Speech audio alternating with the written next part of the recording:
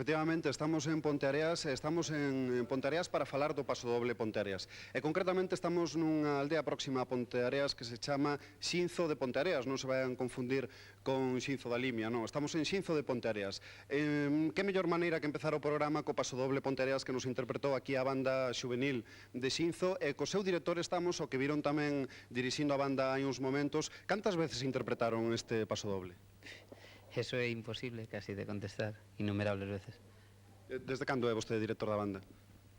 Pois, non sei, me parece que xa perdín un pouco a conta desde os anos 83, pode ser? Por aí, non? Sí, temos tamén con nos a Jesús Represas, que é o presidente da banda xuvenil de Xinzo. Bueno, a nos contáronos que o Pasodoble Ponteareas incluso ten no seu repertorio a Real Banda de Música do Pazo de Buckingham en Londres, non? Isto dalle un pouco de pulo a Ponteareas. De feito que sí, o que unha banda desas características interpreta o Pasodoble Ponteareas no cambio da marcha real, pois é importante, dalle maior importancia ao pasodoble. Vostedes cando van a actuar por aí, supoño que sempre lles pedirán este pasodoble, non? Sí, de feito casi se toca na maior parte das actuacións que se fan ao longo da tempada.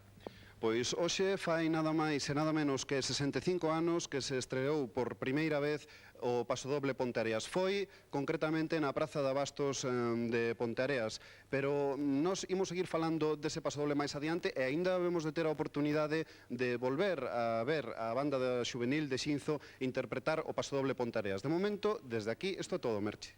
Gracias, Anxo. Asiña volveremos contigo e con toda a banda xuvenil de Xinzo.